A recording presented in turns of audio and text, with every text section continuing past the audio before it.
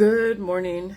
All right, so last night I did a video that I took down because I wasn't sure how far I was pushing the line, because there has to be things have to be said in a very specific way so no one's making assumptions that I am saying something is directly something. And it's difficult when words and parts of speech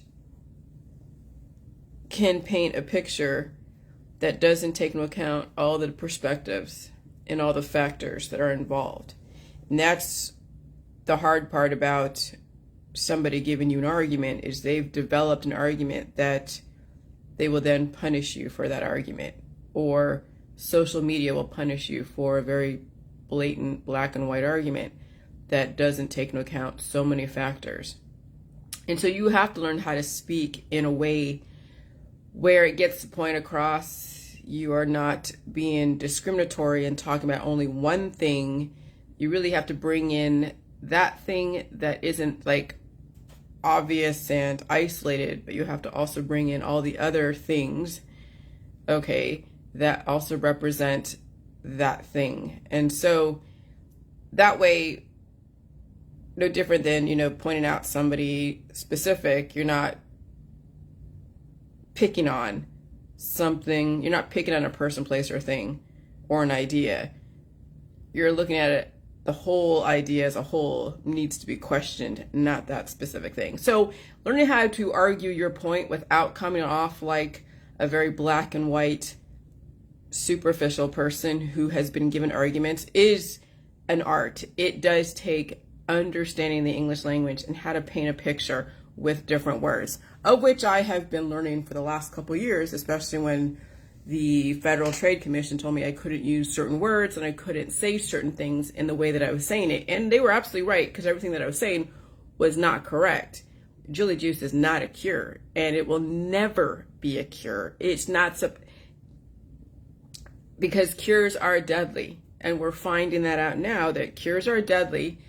And even though they may give you a temporary stay of execution for how long of the time that you have with that cure, you don't know when that cure is going to wear off. And when it wears off, the initial problem now is probably 10 times, 15 times as worse. And so that's why you never want to ever rely on cures. And why, again, I have changed the protocol and the intentions. But you know how the world is. They want to do things their way, okay, but you've been warned many times over. So last night I did a video about the Georgia Guidestones and where that is going to start. It starts in the gut. The gut is attached to your lymphatic systems. It's attached to everything that you do as far as the food supply. And so last night I was talking about those that have so many demons within that they have to feed. And what are the demons? These are the excess B cells and T cells that are driving your reality and also need to be fed. And so when you have that many mouths to feed, and you could be obese, you could be underweight, whatever, you could be underweight and still have mouths to feed, and it's not going to you, it's going to the little beast inside. When you have that many mouths to feed, then you're going to be eating more, consuming more. You'll be buying things that you don't need. You will always be shopping for shit you don't need. And that's what the whole intention of the Georgia Guidestones is, to scale down the population at the macro level, but also scale down the population at the micro level so the macro level won't be under so much consumption. I see a marked difference between my husband and myself because he has more beasts to feed because he's bigger than I am, and he buys a bunch of stuff. Okay? And I'm like, I don't really need anything except for food. And only when I'm hungry because I've been exposed to a variant that caused more bugs in me to replicate and eat, and then I have to release the demons. I'll still keep components of the intelligence that I acquired from that exposure, but I don't need the excess little demons that want to be fed. They're not doing anything for me except consume, offering nothing to the table inside my body. And so that's when I really need to feed a lot. So whenever I'm not exposed to a new variant, I don't need to feed as much, and I'm pretty much productive, peaceful, and intellectual, and I don't need to buy a bunch of stuff. Occasionally I'll go out because I get cabin fever, but I don't go to the bars, I don't go to the movies, I don't need to even go out to eat except to go take out if I really need to. And I'm pretty happy with the way things are because I know how aggressive it is out there. So I did a video on that, but I probably didn't push the line, but I wanted to redo the video and narrow down the point, because it came from, what triggered that video was the speculation of all these food storage facilities that have had plane crashes in them or things exploding, and people are like, oh God, they're trying to destroy the food supply. And you know, when people break down because of viral exposure, they're gonna break down in any industry they're in. So yeah, it may look like one way, but you never know. You'll never know any intention behind anything. So then it's going to be prudent for you to align your body and be proportional with the times and the environment that you're in, because you really can't afford to have 50 kids and try to feed them, no different than having 50 trillion children inside of you wanting to be fed all the time. Okay? And so if you are not releasing the demons, and you are also not eating enough food, you're dieting and starving, those demons are going to eat you and also eat your vital organs. And that's what's going on. So if you release the demons and you keep the ones that are going to take care of you, then you won't be as much of a consumerist. And so then last night I did a thing. I posted a post about, oh yeah, okay, hold on, let me go to there. I had it there and then I got off it. It's okay. But I did really narrow down what the whole antivirals and the antibiotics, okay, and give me 1 second. So I want to read this. Okay, so viruses are B cells. See, the T cells programmed to either assimilate you to the environment or attack you on a constant basis. And that's the thing with T cells. They're supposed to go through apoptosis, which is the programmed cell death of that T cell, because it's not supposed to be constantly attacking you. But what happens is if someone who's type A and type B and they have the surface marker antigen, which is the T cells, they're constantly attacking the person. That's why those that are type A and B have a lot more issues with new variants, because they already have an inordinate amount of T cells that are already working against them, creating the B cell memories. And so they have to release those beasts and change, you know, when the reason why you're cured all the time, because change is painful. And so viruses are the B cells, and then you're going to have the T cells be programmed to attack you. See, that's the thing. And so when you are exposed to someone who has an aggressive programming, you're going to have T cells built up against it. And then they're also supposed to die off. They're supposed to go through an apoptosis, a programmed cell death. They're not supposed to stay in your body indefinitely, because they will work against you. And that's what happened with autoimmune disorders. That's what happens with people who are type A and type B. They are working against the person. Okay, type O, they don't have the surface marker antigen A and B because they're type O. Okay, so someone who's type A and B is heavily programmed with those T cell, natural killer T cells that are programming the B cells on a constant basis. And some of the geniuses in the world are type A and B because they have very specific programs causing a streamline of memories. And so then they're able to make connections faster. But then you see they go into they overheat, and they get MS, they get heart attacks and strokes, they get neurological issues.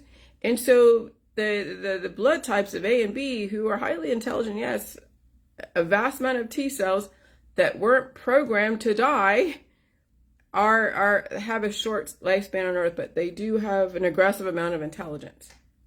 All right? And so so when you are programming your B cells with T cells against the viruses, the parasites, the protozoa, proteins, fungus, and bacteria, I don't care how you do it. You can program it directly with an antibiotic or indirectly with some other type of innovation, a plug and play. And I'm going to say it in a roundabout way. You know, there are biotech companies that program the immune system against different viral algorithms. They send messages. It's all about the ribonucleic acid messages. You understand where I'm talking about here?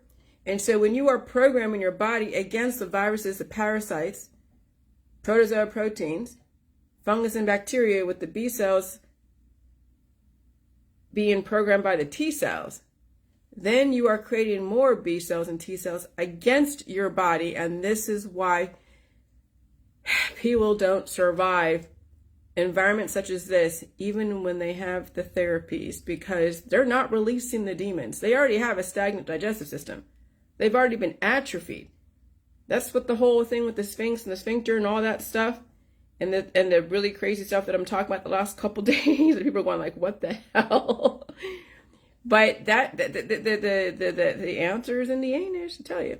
So you are attacking your own DNA when you're using a type of programming against the viruses, because your viruses and all that stuff, the parasites, protozoa, proteins, fungus, and bacteria all need a host, and you're the host.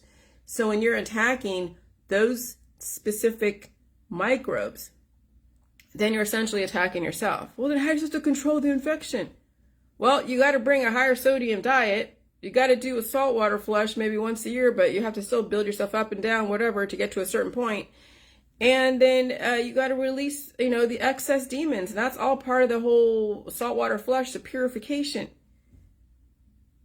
When I had a sugar attack, what does that mean? When I ate, my little weakness. My weakness is Rocky Road ice cream with the marshmallows and the nuts and everything. I ate a whole, like, half a gallon or a quarter of a gallon, whatever. And I couldn't stop eating. It was like something took over. Like, I was seriously taken over by some kind of beast that made me eat a whole thing of ice cream. And now I'm like, oh my God. And you know what I did? This is in February. So this is for my birthday, okay? Then I'm like, you know what? I can't be really entertaining that beast, that sugar beast.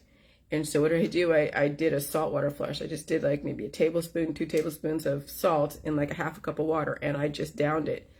And that, I'm like, okay, I'm going to do like an annual, that's what brought me to think about annual saltwater flush, because you gotta, you're going to be exposed to all these different variants, and you can't cure yourself. You can't do all these therapies. It'll work against you. So you got to deal with your environment. And then once a year, after you reversed all your issues or released all the demons, then you'll do a once a year annual purification ritual and be done with it, and then deal with whatever's out there. And so I calmed down that sugar beast by doing the saltwater flush, okay? So that's how you can calm down any kind of infection, whether it's the craving of food, where you're like, holy crap. And I felt a change when I ate that whole ice cream, that Rocky Road, and I don't have Rocky Road in the house. No more. And that's like very, yeah, even then, that's the thing. So I'm just like speechless about it, because, oh my God, but I felt a change. And that's when I knew, okay, I shifted something in me by eating all that ice cream. So that's when I did the saltwater flush, because something told me I needed to do that, because I tipped the balance. It wasn't good. And I didn't feel bad, but I knew there was a change. There was a total change. So anyways, when you're using those programming, you're attacking your own DNA and your relationship with the symbiotic life forms in your body. When you're using the antibiotics, the antivirals, the anti-inflammatories, antibacterial, antiparasitic, antimicrobial, antifungal, painkillers, remedies, medicine, spicy food, oncology, drugs, herbs, and alkaline water, you're declaring war on your DNA by developing excessive B cell programmed by T cells, which will cannibalize you and render your nutritional absorption ineffective. Okay, so that's a little bit of a recap of just the last however many years I've been doing this. But then I got into the whole thing. You want to travel in time, you travel through the wormholes of your gut when you're releasing those B cell memories, because you seriously are going to be going through time. You'll be having the craziest dreams. You'll have dreams of things of like your parents, of whatever was influential in your life, or any problems or anything that you're dealing with and that you haven't worked out because it's just kind of floating around as a problem in your body. You will be going through time on the JJ meta mentality. I did. When I was doing the waterfalls, okay, but then even after that and just being exposed to the new variants out there, I was having the weirdest dreams. But then I remember in the beginning of doing the JJs and doing the waterfalls every so often, like I do waterfalls every day. Well, Yeah, in the beginning I had so much compacted poop that I wasn't really doing waterfalls. I just had a lot of constipations. That's what I figured out, how to figure out the sphincter stuff. And then once I got through all that compacted poop, then it was then I then I didn't really need to do as many waterfalls, and so but I was still having the crazy dreams, the colorful dreams, dreams of floating around, dreams of flying. There's so many crazy dreams. The dreams are like almost premonition, precog stuff. So it was kind of a little bit of it was a trip. It was traveling through time. This is what people do when they go do the ayahuasca, those different retreats where they're trying to play with their hormones. And you can do that with yourself when you're going through a recalibration and going through the painful transition from one biochemistry to another.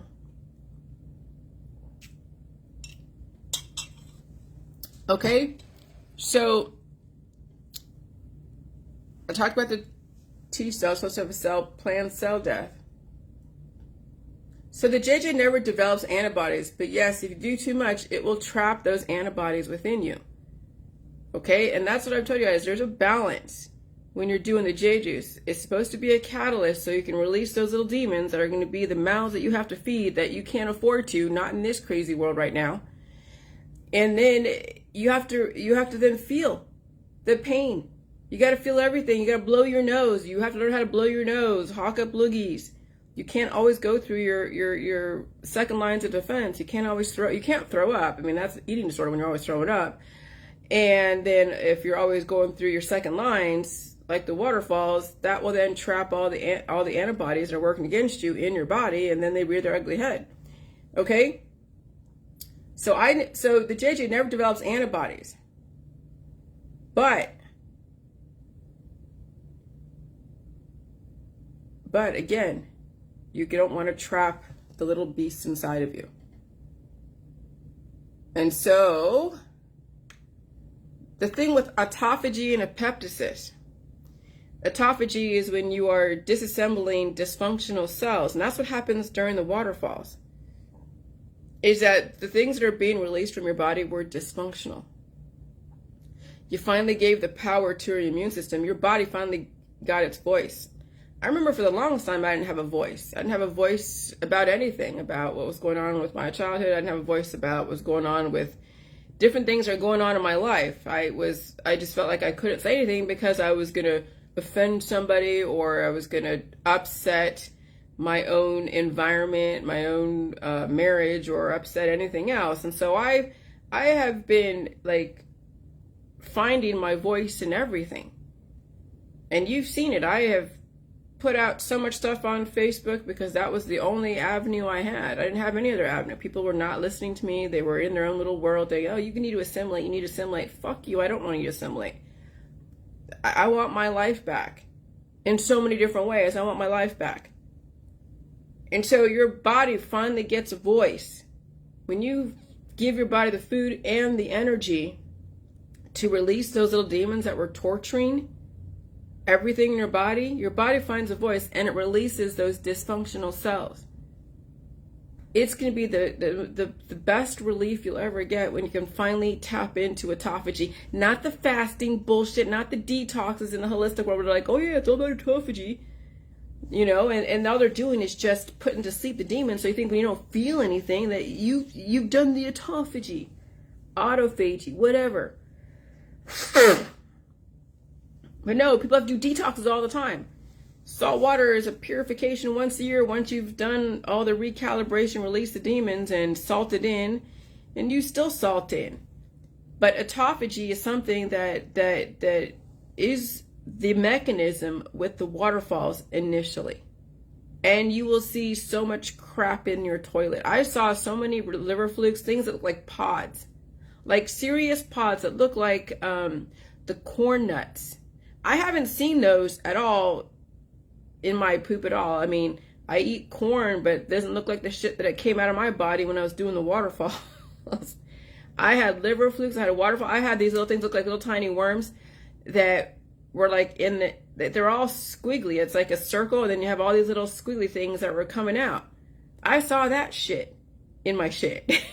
I mean, I haven't seen that. I've been looking at my stuff for the last, last couple years, and my poop does not look like anything like it did when I was going through the release of the demons.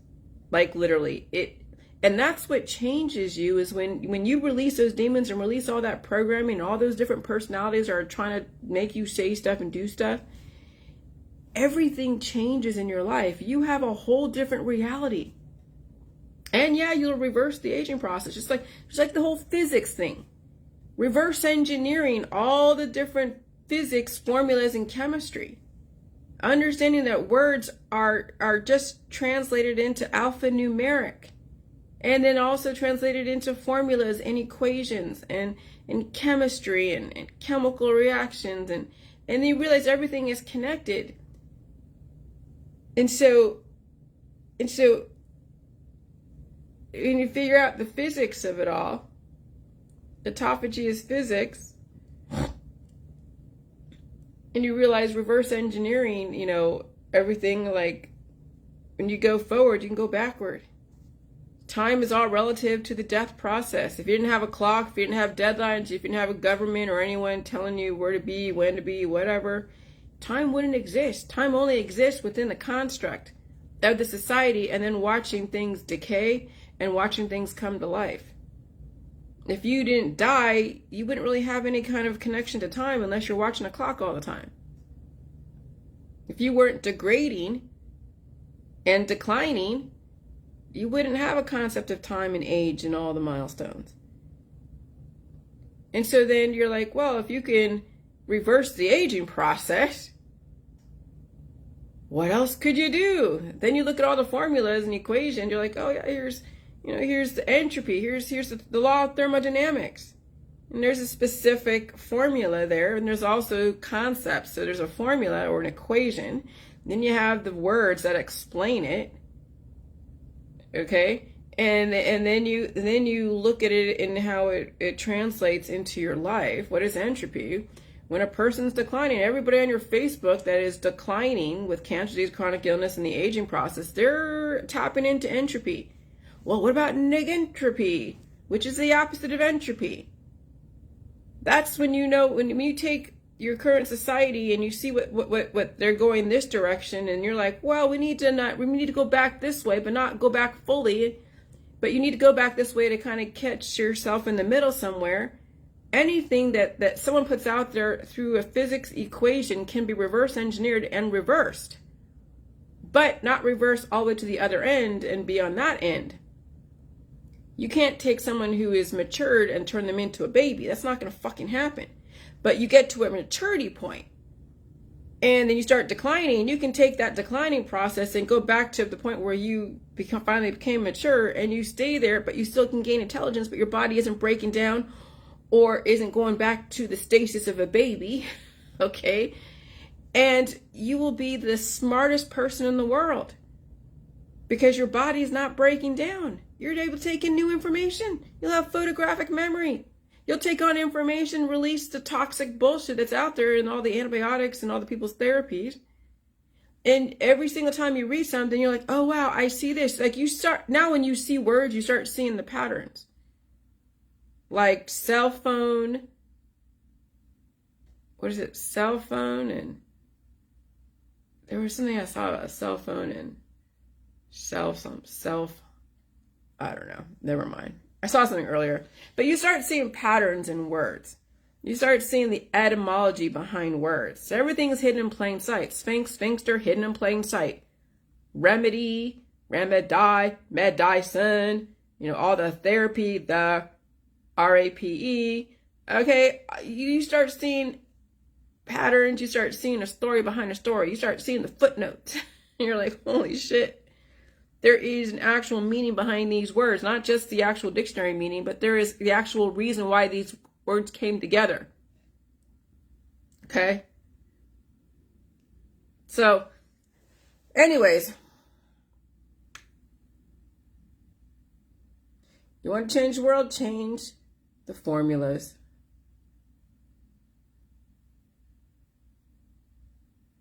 Anyways, I'm going to go.